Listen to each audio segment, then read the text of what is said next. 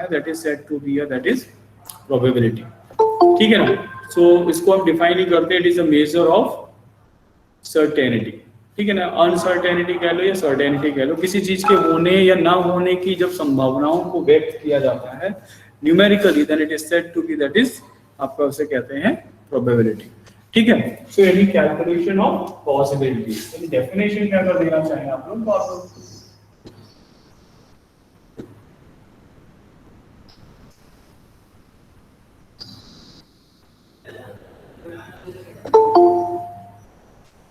Definition आप दे देंगे, that is a calculation, क्या लिखेंगे, कैलकुलेशन ऑफ पॉसिबिलिटीज। ठीक है। So so this is your, yes बिल्कुल कह सकते हैं कि कैलकुलेशन ऑफ पॉसिबिलिटी। ठीक है ना, या दैट इज अ, बहुत सारे डिफाइन कर सकते हैं कैलकुलेशन, और we can use the word measure, the chance. ठीक है, और हैपनिंग, ऐसे करके मतलब बहुत सारे आप डेफिनेशंस बना सकते हो। सिर्फ ये चीज है, यानी किसी भी चीज में जब हम कोई भी चीज एक्सपेरिमेंट परफॉर्म करते हैं, कोई भी इवेंट परफॉर्म करते हैं, चलिए आज सब लोग पहले आ जाइए फिर। So let's start. अब सारी चीजें यहाँ पे स्टार्ट करते हैं। तो जब भी हम ये, तो अब इंट्रोड्यूस करने की जरूरत नहीं है कि प्रोबेबिलिटी है क्या चीज, ये सारी चीजें आपने पहले से पढ़ा हुआ है। ठीक है। सो आज हम लोग कुछ काम की चीजें डिस्कस करेंगे कि क्लास 9 में आपने पढ़ा था empirical probability, now we are going to introduce classical probability या थ्योरेटिकल प्रोबेबिलिटी, हम लोग जो है क्लास 10th में पढ़ते हैं। इसके बाद क्लास 11th ऑनवर्ड्स हम जो है थ्योरेटिकल या क्लासिकल जो है प्रोबेबिलिटी, उसी को कंटिन्यू करेंगे और उसमें ही आप कुछ चीज़ों को जो है पढ़ते हुए चलेंगे। वो सारी चीज़ें क्या क्लास 11th का डिस्कशन अभी यहाँ पे नहीं करना है। नाउ कुछ चीज़ें हैं, लिंक अनुष्का को लिंक दे दीजिएगा।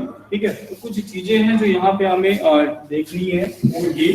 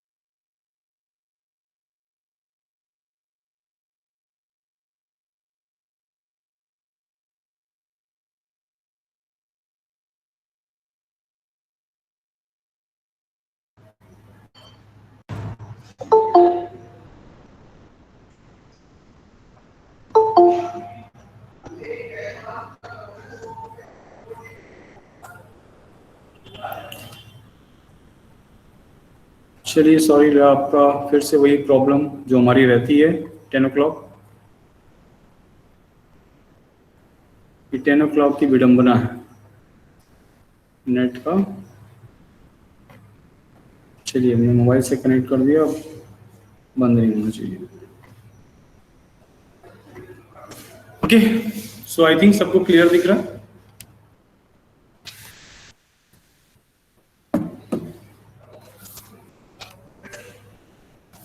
ठीक, यानी हम इन चीजों को आज डिस्कस करने वाले हैं। हालांकि इस चीजों को आप पहले भी डिस्कस कर चुके हैं, लेकिन फिर भी एक बार हम इसको फिर से डिस्कस करते हैं कि जब भी हम प्रोबेबिलिटी सारे टर्म्स जो बहुत जल्दी जल्दी जो है आपके सामने आते हैं, तो क्या चीज है, अच्छा इसमें भी हम लोग जो है एक और चीज हम लोग पढ़ते हैं, तो फेयर वर्ड का इस्तेमाल करते हैं, एक हम लोग जो है बायस्ड वर्ड का इस्तेमाल करते हैं, ठीक है ना। तो इस तरीके के कुछ वर्ड्स का इस्तेमाल करेंगे, इन्हीं कॉन्टेक्स्ट इस टर्म्स को जो है सिर्फ अंडरस्टैंड करना, ठीक है। सो इस क्लास में अब यही चीजें जो है अंडरस्टैंड करनी, ये सारी चीजें हैं क्या, then we will do the calculation, वो तो बहुत इजी, प्रोबेबिलिटी के सब मास्टर हो, ठीक है। सो आई थिंक किसी को प्रॉब्लम होनी नहीं चाहिए। तो सबसे पहले सी आती बात एक्सपेरिमेंट क्या चीज होता है। So when we are going to perform anything, suppose that we are having a coin or we are having a dice or we are having any cards, ठीक है, और we are doing, हम लोग कुछ करने जा रहे हैं, ठीक है ना। अगर हम कोई चीज करने जा रहे हैं, that is said to be experiment here. Yes, performance will be that, ठीक है। हम कोई भी चीज परफॉर्म कर रहे हैं, that is your experiment.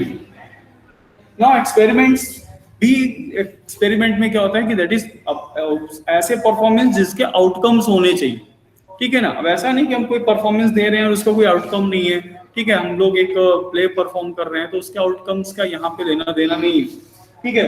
सो ऐसे जिनके वेल डिफाइंड आउटकम्स हो, ठीक है ना, परफॉर्मेंसेस यानी कह सकते हैं performance having well defined outcomes,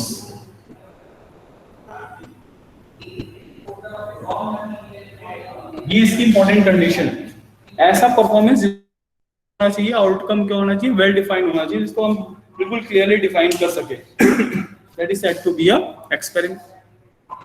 अब रैंडम एक्सपेरिमेंट किसे कहेंगे, ये समझिए द्विवेदी, रैंडम एक्सपेरिमेंट क्या होगा। So random experiment are those experiments in which outcomes तो हमें पता है एक्सपेरिमेंट है, then we know the outcomes, ठीक है, all the possible outcomes are known to us, but we are still not sure come, ठीक है ना। यानी हमें सारे पॉसिबल आउटकम्स तो पता है, लेकिन हम लोग आउटकम रिजल्ट के साथ जो है वी आर नॉट श्योर कि what will be the, when we are tossing a coin then we know that कि टॉस में क्या आ सकता है, हेड आ सकता है या टेल आ सकता है, we know the possible outcomes but we are not sure कि वेदर इट इज हेड और tell.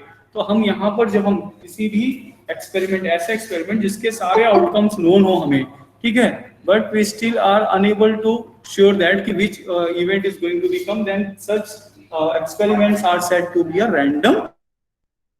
What is the difference between the random experiment and experiment?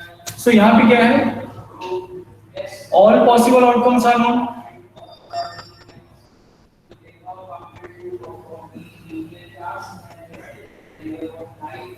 outcomes are but not sure, sure result, यानी outcome से हमें sure नहीं कि कौन सा outcome आएगा, लेकिन हमें पता है सारे आउटकम्स कौन से आएंगे, देन सच एक्सपेरिमेंट, ठीक है। Then each outcome is said an event. जब हम कोई एक्सपेरिमेंट परफॉर्म करते हैं तो उसके बहुत सारे रिजल्ट्स होते हैं, बहुत सारे वैरायटीज ऑफ रिजल्ट्स हो सकते हैं, then each outcome is said to be an event, ठीक है। तो इवेंट क्या होते हैं, इवेंट्स आर कुछ और नहीं बल्कि क्या है, आउटकम्स ही, ठीक है। कभी कभी क्या होता है कि हमारे पास बहुत सारे आउटकम्स होते हैं, then group said to be an event.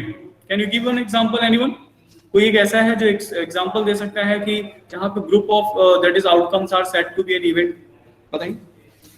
ये तो क्लियर है कि when we are tossing a coin or we are performing an experiment, okay,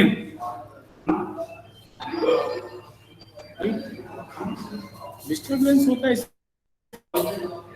आप इधर का ऑन कर लीजिए। कब तक आपके पास होगा? बस अभी 1 घंटे में चलेगा, 1 घंटे चलेगा, मतलब वही 45 मिनट, इसके बाद हमारा क्लास आप हमसे एक बजे के बाद सुनो सो अब आउटकम्स की हमने बात की। जैसे अगर हम बात करते suppose that we are having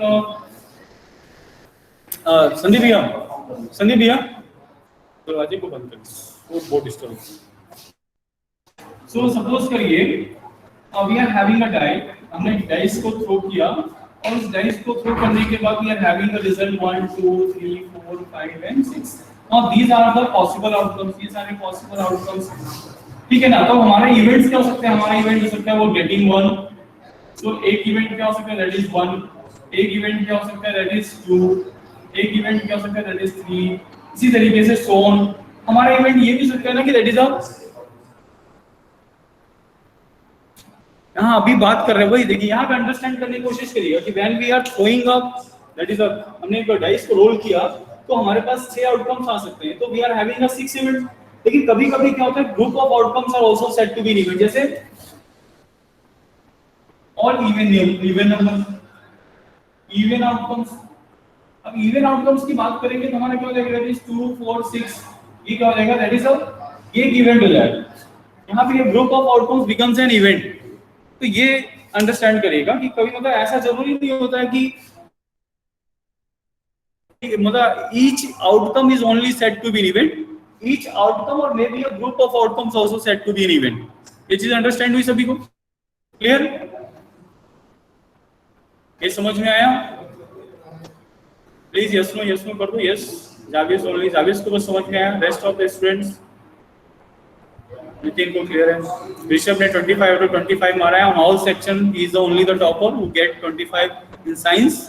so मतलब कांग्रेचुलेशंस टू ऋषभ, ठीक है। रेस्ट थोड़ा सा मुझे यस थोड़ा सा एक डिसअपॉइंटमेंट मिला है मुझे बच्चों से कि those who are the good performers so they doesn't perform well, थोड़ा सा वहाँ पे डिसअपॉइंटमेंट हुआ है। लाइक रुद्र एंड आलोक जो है आपका थोड़ा सा मार्क्स कम गया है in our class. Cost of Shubhangi का परफॉर्मेंस तो थोड़ा सा disappointment, maximum are there getting 21, थोड़ा सा अच्छा नहीं लगा था मुझे, जबकि पेपर बहुत इजी था, स्कोर कर सकते थे। Still I don't know where we are you are having. So let's stop here. So now it is clear to all of you. Experiment is clear. क्या होते हैं? These are the performances we are having, which are having a well-defined outcomes. When all the possible outcomes are known, result, then we are that such type of experiments are said to be a random experiment. Then events are what? Events are these are the outcomes. These are they may be outcomes or they may be a group of outcomes. They are said to be that is an event. ठीक है ना? Now अब यहाँ पे हम लोग जो है फेयर एंड बायस्ड वर्ड का इस्तेमाल करते हैं। जब भी हम एक्सपेरिमेंट परफॉर्म करते हैं तो हम लोग ये वर्ड इस्तेमाल करते हैं कि that our experiment will be fair and biased. Fair and biased का मतलब क्या था? फेयर मतलब जहां पर ये कहते हैं ना वर्ड चीटिंग, चीट नहीं करना है। अब चीटिंग कैसे कर सकते हैं? जैसे कि आपने देखा होगा कि क्रिकेट सब खेलते हैं ना, सभी बैठे हुए क्रिकेट के स्पोर्ट्स प्लेयर हमारे होंगे सर, हालांकि सर तो दूसरे फील्ड से रिलेटेड है, लेकिन क्रिकेट तो अच्छा खेल होंगे ना। 17 गेम सर खेल सकते हैं, तो सर क्रिकेट के बारे में बताइए। सर आपने क्रिकेट बॉल को देखा होगा नहीं, वो प्लेयर्स कैसे करते हैं? वेट करते हैं, एक साइड की लेदर को वेट करते हैं। एक साइड के लेदर को जब हम वेट करते हैं और उसके बाद हम जब बॉल को डालते हैं तो उसका इफेक्ट कहां पर आता है? बॉल स्विंग करती है, यानी वेट होने के कारण बॉल जो रिवर्स स्विंग लेती है। ये चीटिंग में नहीं आता है, it is a part of game, है ना। लेकिन हम लोग क्या कर रहे हैं एक तरीके से, तो कहीं से अनफेयर मींस क्या? ये पेपर में ये लोग चीटिंग करते हैं ना। नहीं, वो यहाँ पे नहीं है एक्सप्लेन करना है। What I want to explain is that कि sometimes what we are having, that is ball है, वो एकदम सिमेट्रिकल, आप चाहो उसको पार्टली डिवाइड कर दो, एकदम इक्वल मिल जाएगा आपको, दो हैवी स्फीयर्स मिल जाएंगे। तो और उसमें देखिए जो उसकी सिलाई होती है, बॉल की जो थ्रेडिंग्स होती है, वो एकदम बिल्कुल इक्वल पार्ट में डिवाइड भी करता है। तो बॉलर्स क्या करते हैं? एक साइड को वेट करते हैं, एक साइड को नहीं करते। एक साइड को बिल्कुल चिकना रखते एकदम रफ, और एक साइड को पूरा वेट करके थोड़ा सा रिवर्स स्विंग करा रखते हैं। एक तरीके से देखा जाए तो ये क्या है, अनफेयर मीन्स। हम क्या कर रहे हैं, हम उसकी सिमेट्री को चेंज करने की कोशिश। तो ऐसे जब हम किसी भी डाइस थ्रो करें या हम कॉइन थ्रो करें, अगर कॉइन में भी कर दें कि एक साइड के कॉइन को थोड़ा सा भारी कर दें, एक साइड को, obviously when we are tossing that coin, तो every time we are getting the same result, ये अनफेयर हो गया। फिर वहां पे फेयर मीन्स कहां पे रह गए? ठीक है ना। तो ये कहने का मतलब क्या है कि fair, when you are having a fair experiment, इसका मतलब क्या है कि दैट इज वहां पर हर चीज क्या होनी, एकदम सिमेट्रिकल होनी चाहिए, ठीक है ना, प्रॉपर होनी चाहिए, ताकि कोई भी आउटकम जो है ना वो उसकी पॉसिबिलिटीज बढ़े ना। तो क्या होना चाहिए, इक्वल इवेंट्स होने चाहिए। अभी उसके भी आ रहे हैं हम लोग, एक और वर्ड यहाँ पे ऐड करेंगे, इक्वली लाइकली वर्ड का भी इस्तेमाल किया जाता है। Biased will be a biased और अनबायस्ड। बायस्ड मीन आपका वहां पे कोई इंटरफियरेंस नहीं होना चाहिए। There should be a that experiment should be totally unbiased, मतलब वहां पर कोई भी इंटरफेरेंस नहीं होना चाहिए। आप थ्रो कर रहे हैं, फिर आप बीच में कोई, इसके कारण आप रिजल्ट को क्या कर रहे हैं, चेंज कर रहे हैं, देन वो एक्सपेरिमेंट फिर रैंडम एक्सपेरिमेंट में कैलकुलेटेड नहीं होता, फिर वहां हम कैलकुलेट नहीं कर सकते। ठीक है। सो जब भी हम एक्सपेरिमेंट परफॉर्म कर रहे हैं, we want to get the actual possibilities, अगर हम फाइंड आउट करना चाहते हैं, एक्चुअल प्रोबेबिलिटी किसी इवेंट की फाइंड आउट करना चाहते हैं, देन हमारा एक्सपेरिमेंट कैसा होना चाहिए, फेयर होना चाहिए। ऐसे जो है एक्सपेरिमेंट में ही हम जो उसकी रियल पॉसिबिलिटीज है वो कैलकुलेट कर सकते हैं। तो ये एक मतलब ये सारे जो हम बात कर रहे हैं वो एक यहाँ पे जितने भी साइंटिस्ट मतलब मैथमेटिशियंस हुए थे या लैब टेस्ट, तो उन्होंने एक ये चीजों को पहले से ही एज्यूम कर लिया था कि ऐसा नहीं होगा, then only these results are totally true, otherwise तो फिर उनके जो कैलकुलेशंस थे वो चेंज हो जाएंगे। ठीक है, तो ये कहने का मतलब था। अब प्रोबेबिलिटी कैसे कैलकुलेट करते हैं, तो देखिए आप नाइन्थ में जो प्रोबेबिलिटी कैलकुलेट की वो इंपेरिकल प्रोबेबिलिटी कैलकुलेट की। सो वहां पर क्या होता है कि sometimes what we are having that कि हम, एक होता है कि सपोज हमने कॉइन को टॉस किया and we are having a result, वहां पे हेड टेल हो सकता है। अब हमने क्या किया, उसी एक्सपेरिमेंट को देखिए प्रोबेबिलिटी कैसे कैसे कैलकुलेट किया सकती है। एक कैसे कैलकुलेट, हमने कॉइन लिया और हमें कैसे मालूम पड़ेगा कि इसमें क्या क्या आ सकता है, तो हमने उस कॉइन को 10 टाइम्स जो है एक्सपेरिमेंट को परफॉर्म किया and every time now we are going to get कि क्या आता है। अब हमने 10 टाइम्स, क्या हो सकता है कि आपका 4 टाइम्स टेल आए और 6 टाइम्स जो है वो आ जाए। तो इस तरीके नंबर ऑफ एक्सपेरिमेंट्स परफॉर्म करके और किसी इवेंट की जो है प्रोबेबिलिटी को कैलकुलेट करते हैं, then such type of probability is said to be a empirical probability, यानी totally based on the experiment. लेकिन आपको पता है इस तरीके का जो कैलकुलेशन होता है वो बहुत ही जो है मतलब एक्सपेंसिव होता है, क्योंकि every time performing an experiment it में आपको नहीं इंक्रीजेस द दैट इज वहां पे आप एक्सपेरिमेंट फ्री ऑफ कॉस्ट तो परफॉर्म होते ही नहीं है। अब मेरे को ये चेक करना है कि मैंने ये PSL आया है and what is the that is a probability that कि ये जो हमारा PSLV है, यानी पोलर सैटेलाइट लॉन्च व्हीकल की बात करें या GSLV की बात कर लो, ठीक है ना। तो अगर हम ऐसे रॉकेट्स बनाते हैं और ये इस बात की क्या प्रोबेबिलिटी है कि दैट जो है प्रोबेबिलिटी देगा कि वो ले जाकर सैटेलाइट को वहां पे जो है लॉन्च कर देगा। तो आप देखिए कि क्या हम ऐसे बार बार रॉकेट्स को जो है टेस्ट करके अगर हम उसकी प्रोबेबिलिटी कैलकुलेट करेंगे, तो एक रॉकेट बनाने का एक्सपेंस कभी आपने सोचा कितना आ सकता है? ठीक है ना। यस नितिन, जो आप क्वेश्चन कह रहे हैं कि does the probability stand accurate in practical life, yes, जो इसका मास्टरमाइंडेड हो जाता है, जो इसका मास्टरमाइंड, आपको पता होना चाहिए कि आज की डेट में चाहे वो बायोलॉजी हो, चाहे वो आपकी कंप्यूटर साइंस हो, चाहे वो आपका मैथमेटिक्स, मैथमेटिक्स तो एक टूल है, मैथमेटिक्स एक टूल है, मैथमेटिक्स कहीं पर भी कुछ नहीं करता विदाउट मैथमेटिक्स। हम एक्चुअल अपने लाइफ में क्या पढ़ते हैं, साइंस पढ़ते हैं। साइंस यानी टोटली ऑब्जर्वेशन, दो ही चीजें तो पढ़ते हैं, साइंस पढ़ रहे हैं या प्रैक्टिकल लाइफ को देख रहे हैं। सोशल साइंस पढ़ते हैं जब हम अपने सोशल रिलेशंस को जो है ऑब्जर्व करते हैं, that is said to be social science. और जब हम फिजिकल वर्ल्ड को इंटरेक्ट करते हैं और उसके अंदर की चीजों को जानने की कोशिश करते हैं, that is said to be your science, जिसमें आप साइंस पढ़ते हो। अब उसके ब्रांचेस अलग कर लिए, फिजिक्स अलग कर लिया, केमिस्ट्री अलग कर लिया, biology. Mathematics is just only a tool, वो सिर्फ एक पढ़ने का एक साधन है जो हेल्प करता है कि हम फिजिक्स में चीजों को जानना चाहते हैं, how we are going to calculate this one, तो मैथमेटिक्स एक टूल है। और उसके अलावा मैथमेटिक्स क्या, मैथमेटिक्स से आप कुछ और नहीं करते, लेकिन विदाउट मैथमेटिक्स भी कुछ नहीं कर सकते हो। फिजिक्स कुछ नहीं है, बायोलॉजी कुछ नहीं है, कोई भी चीजें कुछ नहीं है, अगर मैथमेटिक्स नहीं है तो आप कुछ नहीं पढ़ सकते। लेकिन मैथमेटिक्स की स्टडी नहीं होती, स्टडी होती है साइंस की, एंड साइंस की स्टडी के लिए मैथमेटिक्स इज योर टूल, ठीक है ना। तो वो चीजें होती हैं। तो आप देखते हैं कि आज के डेट में जितना भी इतना साइंस डेवलप हो, उसका सबसे बड़ा जो आता है ना, क्योंकि everything is based on the probability only. आज किसी भी चीज का एक्यूरेट मेजरमेंट आपके पास नहीं है, किसी चीज की आप एक्यूरेट नॉलेज नहीं है आपके पास। हर चीज वो किस पे बेस्ड है। आपने किसी चीज को, आपने यहाँ से जाके क्या मून का डिस्टेंस एक्चुअल मेजर किया था क्या? नहीं, that is totally based on the experiments. हमने बहुत सारे एक्सपेरिमेंट्स परफॉर्म किए, फिर हमने उसकी पॉसिबिलिटीज कैलकुलेट की, and then we found that कि yes that will be the maximum and this is your accurate result, मतलब एक रिजल्ट हो सकता है। तो ये जो कैलकुलेशन, तो सारी चीजें तो इसी पे बेस्ड है। जब ये आया है तभी इतने सारे जो है वो अचीवमेंट्स हमने लिए हैं। तो ये देखने में बहुत छोटा मोटा चैप्टर लगता है, मतलब छोटा मोटा चैप्टर है नहीं, आप समझ सकते हैं, ठीक है ना। अभी तो इसकी इंपॉर्टेंस आप देखना शुरू करेंगे क्लास 11 के बाद, तब पता चलेगा। प्रोबेबिलिटी, प्रोबेबिलिटी हर चीज में, चाहे आप सर के गेम में चले जाइए, हर कहीं भी चले जाइए, इसके बिना कोई भी चीज नहीं होगी,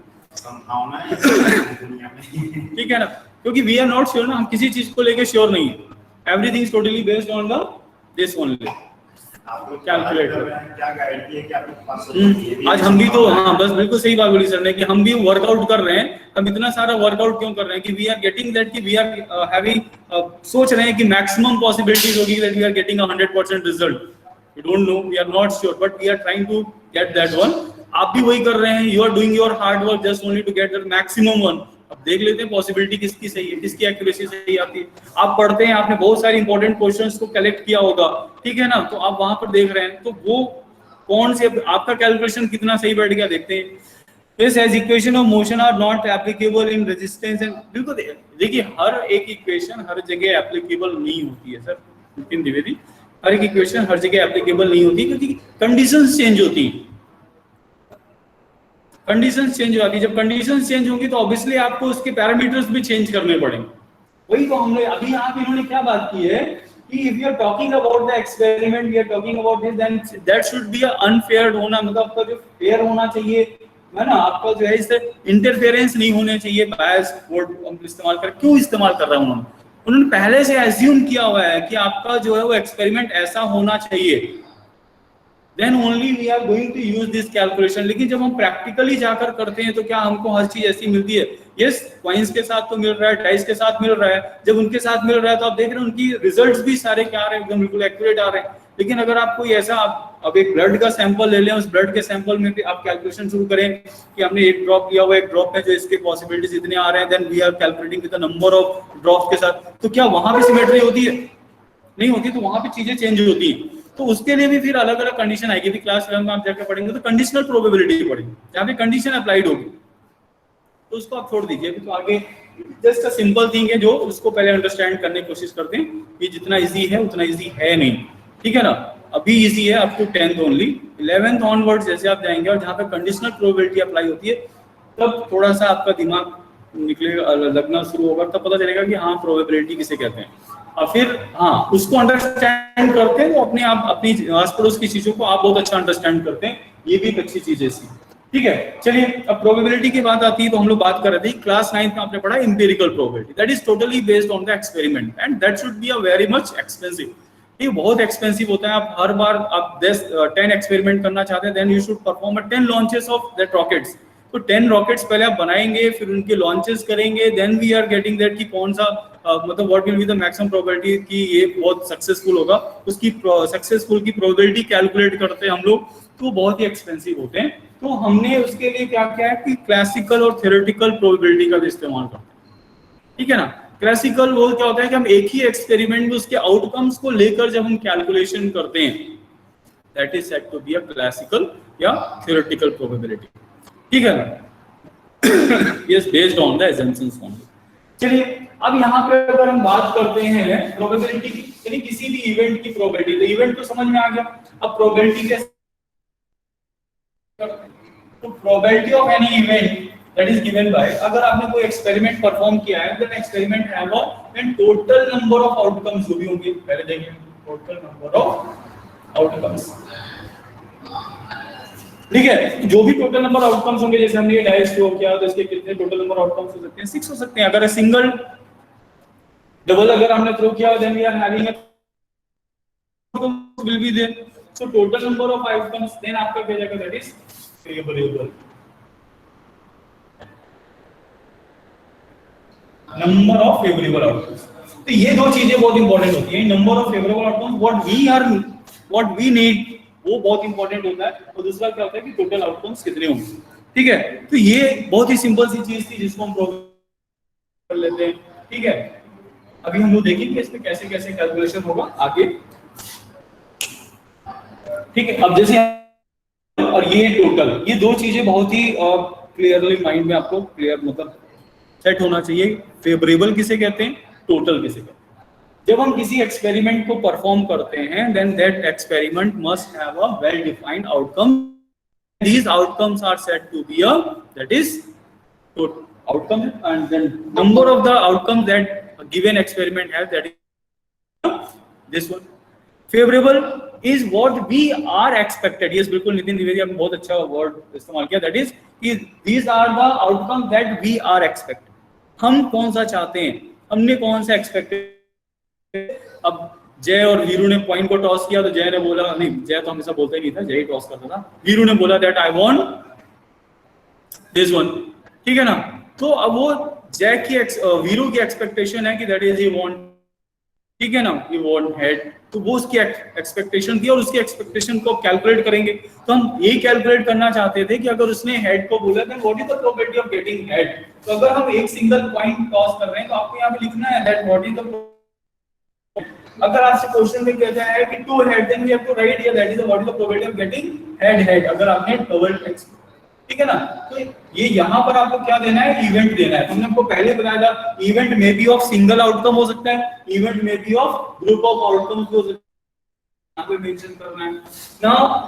अगर आपने डबल पॉइंट जो है वहां पे थ्रो किया हुआ है, अगर आपने डबल पॉइंट थ्रो किए हुए हैं, ठीक है ना, तो what are the possible outcomes हमारे पास हो सकते हैं, हेड हो सकता है, हेड हो सकता है, हेड हो सकता है, टेल हो सकता है, टेल हो सकता है। Total number of outcomes will be your, that is कितना रहेगा 4 1 2 3। now what we are expecting, suppose that we want the two heads, अगर हमने पहले सोचा है कि we want two heads, ठीक है, तो हमारा फेवरेबल आउटकम्स क्या हो जाएगा, so only one, हमने two head की डिमांड की थी, so we are having only one, so now what is the probability of getting this one, so that is 1 upon that is we are going to calculate probability। ठीक है, ये आप लोग बहुत अच्छे से जानते भी हैं, सीखा भी है, ठीक है, तो बहुत ज्यादा इसमें डरने की जरूरत नहीं है, बस इतना आपको अंडरस्टैंड कर। अब इसमें एक चीज और अंडरस्टैंड करनी है कि जब हम जो है प्रोबेबिलिटी कैलकुलेट करते हैं तो वहां पे दो चीजें हो सकती है, यानी लिमिट्स क्या हो सकती है, what are the limits of probability. किसी चीज की हम प्रोबेबिलिटी कैलकुलेट करते हैं तो उसकी लिमिट्स क्या हो सकती है, ठीक है ना। So let's talk about the limit of probability. अगर हम लिमिट्स की बात करते हैं,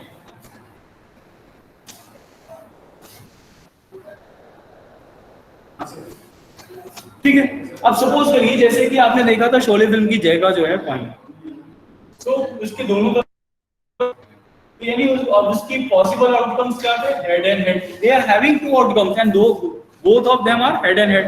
तो total number of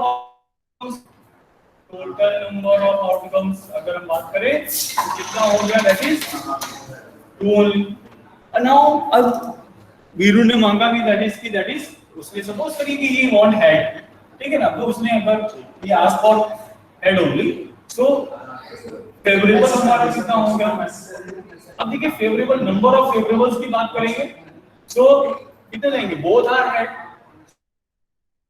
again 2, so when we are going to calculate the probability of getting head, so that will be your 2 upon 2, that is equals to 1। That clear?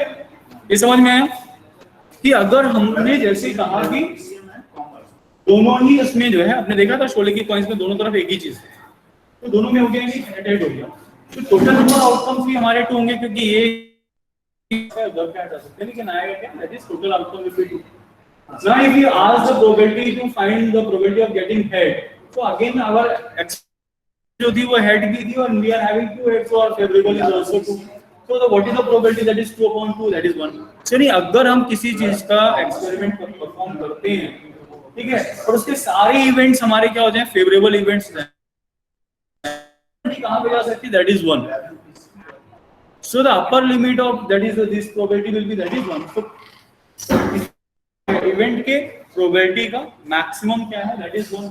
अब suppose करिए यहां पे बोल दिया that is the probability of getting tail, ठीक है, so there will be a no favourable outcome, so that will be your 0/2, that is 0. यानी उसकी मिनिमम वैल्यू कितनी हो सकती है, दैट इज 0. यानी दैट प्रोबेबिलिटी इज बिटवीन कहां पे आ गया, 0 to 1 के बीच पे लाई कर रहा है, ठीक है. अब आप बता सकते हैं कि यानी प्रोबेबिलिटी किसी की हो सकती है, मिनिमम 0 हो सकती है, मैक्सिमम क्या हो सकती है, 1 हो सकती है. अगर किसी भी इवेंट की प्रोबेबिलिटी 1 होगी तो दैट इज श्योर इवेंट, यानी पक्का है. हर बार तो जय जीत जाता था, श्योर है, जय को पता है कि मैं ही जीतना हूं, इसीलिए वो हमेशा बोलता था यस टॉस करें. क्यों करता था, क्योंकि उसको पता था ये हमारा श्योर इवेंट, ठीक है ना. और उसको ये पता भी कि हीरो की जो है डिमांड हमेशा क्या होती थी, टेल. वो हमेशा टेल मांगता था, और वो टेल हमारा क्या इम्पॉसिबल इवेंट है, वो कभी आएगा ही नहीं, इसीलिए वो हमेशा रेडी होता था. पॉइंट निकाले, ठीक. तो समझ में आया किसे कहते हैं, impossible event. When your probability is your 1, क्योंकि मैक्सिमम वैल्यू 1 हो सकती है. So if any that event is having that probability 1, then it is said to be a sure event. और अगर किसी भी probability का जो है किसी भी इवेंट का probability अगर 0 हो जाए, then it is said to be a yes. Rishabh बिल्कुल सही है कि probability that always lies that less than or equals to 1 only, and it is always greater than or equals to 0. यानी 0 से बड़ा या उसके बराबर 0 हो सकता है, या 1 से बड़ा 1 से छोटा या उसके बराबर हो सकता है, इसीलिए इसी के बीच में लाई करता है. चलिए ठीक, ये हो गया आपका, ठीक. समझ में आया सभी को, किसी को कोई डाउट, कभी भी कंफ्यूजन लग रहा है, ठीक है. हाँ, एक वर्ड हम लोग मिस आउट कर देते, इक्वली लाइकली. इक्वली लाइकली का मतलब होता है कि जब आप कोई एक्सपेरिमेंट परफॉर्म करें और उस एक्सपेरिमेंट के नंबर ऑफ आउटकम्स हो, and each outcomes are having the same probability of coming, यानी उनके आने की जो प्रोबेबिलिटी है वो सबकी इक्वल हो, and such type of experiments are said to be that is a equally likely, ठीक है ना. Let's talk about that. अब उसके बारे में थोड़ा सा बात करते हैं, ठीक है ना. प्रैक्टिकली तो आज करते हैं, ये तो सिर्फ लास्ट में हम लोग कॉम्प्लीमेंट्री, थोड़ा सा ही कॉम्प्लीमेंट्री पे आते हैं थोड़ी देर में, ठीक है ना. अब हम लोग एक देखते हैं, सपोज करिए कि हमारे पास एक डाइस है, लेकिन डाइस के हमारे क्या है, नंबर कैसा है, 1 है, 2 है, फिर एक 3 है, फिर 4 है.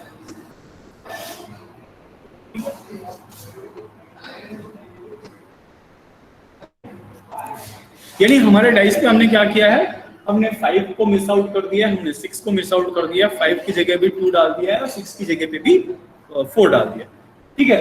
ऐसा हमने एक अपना डाइस बना दिया.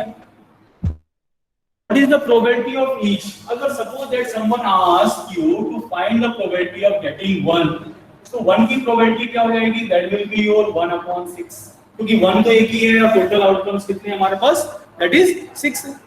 Now what is the probability that is 2, then we are having, क्योंकि हमारे पास 2 है तो 2 आ सकते हैं, so favorable will be 2 and this will be your 1 will 1/3. Now what is the probability of getting 3, then again it will be a 1/6. Then what is the probability of getting, will be that is the 1/3.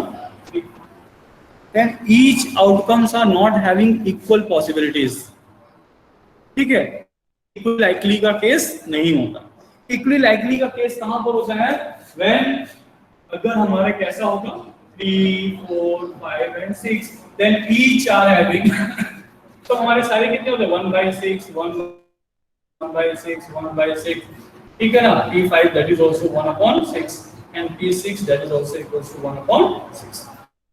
such an experiment and such an events are said to be equally likely, ठीक है ना। ये जब इस तरीके का होता है नहीं, जहां पे हमारे सारे के सारे जो है वो इवेंट्स हैं, उनके परफॉर्म होने की जो पॉसिबिलिटीज है वो क्या इक्वल हो जाती है, इक्वली लाइकली का केस, ठीक है। तो ये भी एक वर्ड है जिससे आप बिल्कुल फैमिलियर रहना चाहिए कि मतलब इसका मतलब क्या है वहां पर, ठीक है। तो जब अटेम्प्ट करने जाए तो आपको बिल्कुल क्लियर आउट होना चाहिए, ठीक।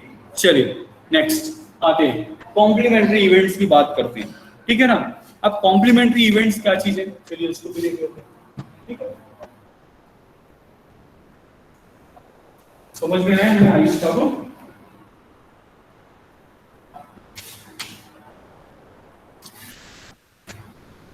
सो 37 है ना। अब अच्छी चीज पढ़ते हैं। अब अच्छी चीज क्या पढ़नी है, काम की चीज। When any experiment is having a number of events, ठीक है, then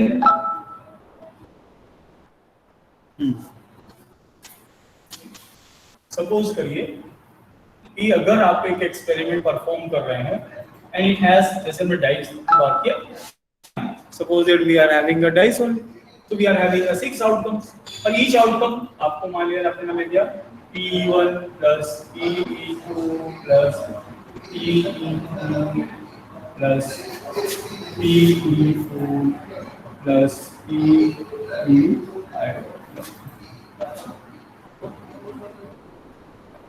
We are having outcomes. Each outcome is having its own that is probability है. Then the sum of the probabilities of each outcome that is always equals to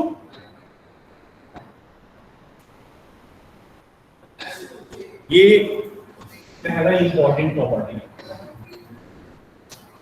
ठीक है।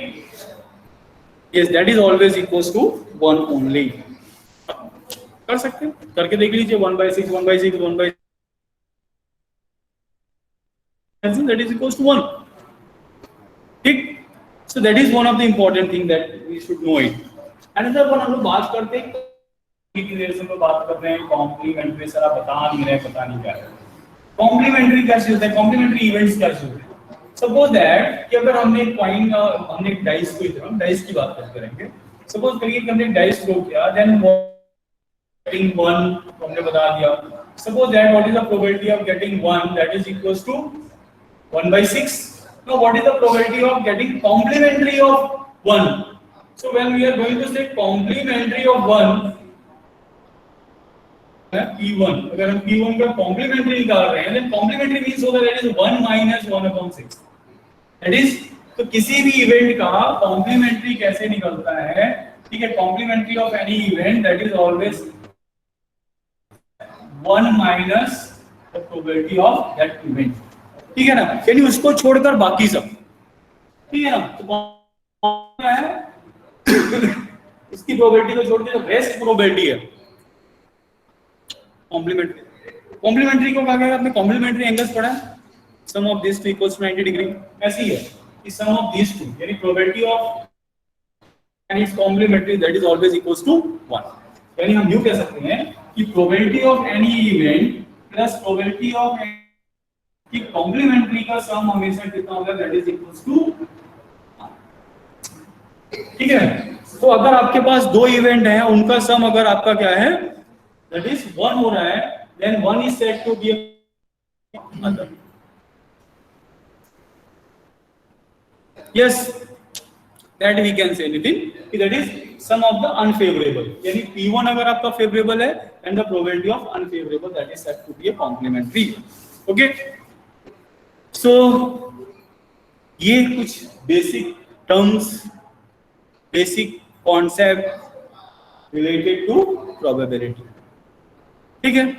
ये तो हो गया, ये सारी चीजें, ये जो चीजें जाननी। अब आती है बात इसकी एक्सपेरिमेंट्स की बात करते हैं। कुछ पर्टिकुलर आउटकम्स को हमें जानना चाहिए, जैसे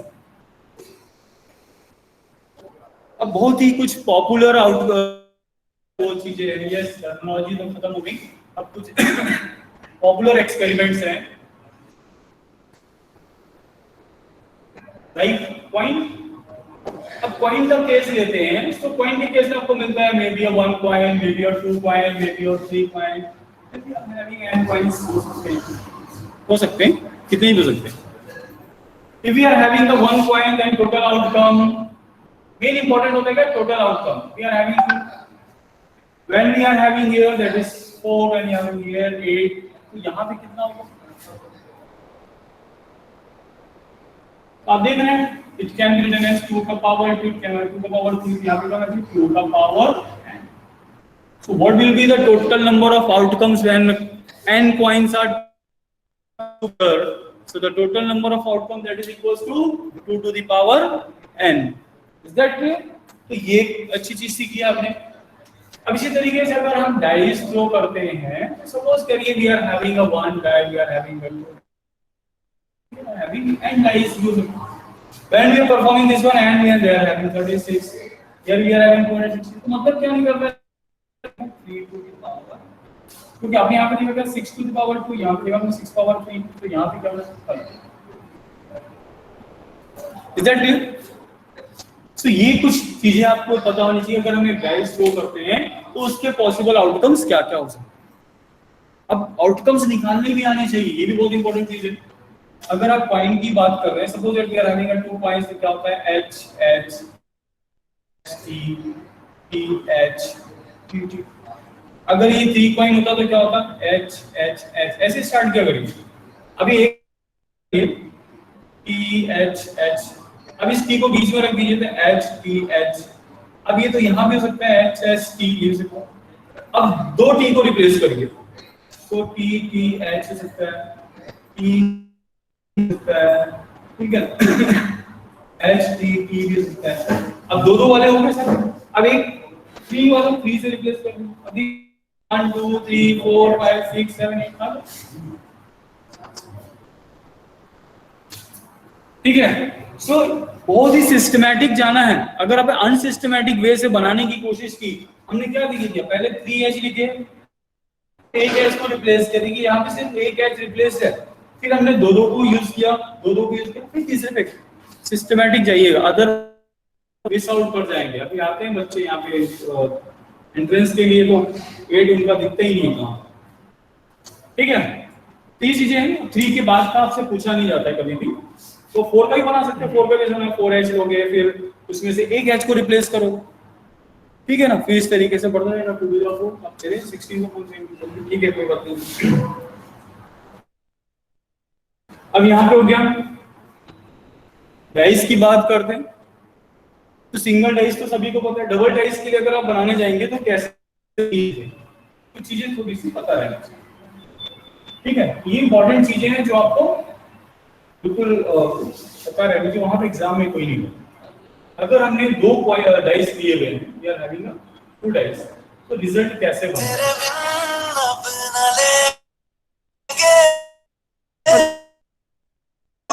क्लास लेते समय डिस्टर्बेंस आई डोंट लाइक।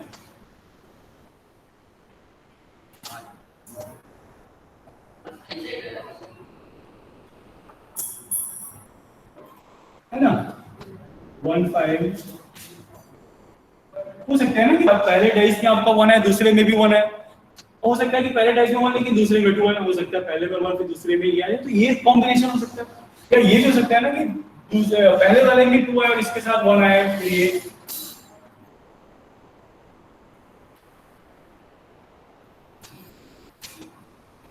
ये हो सकते हैं, ये भी हो सकता है,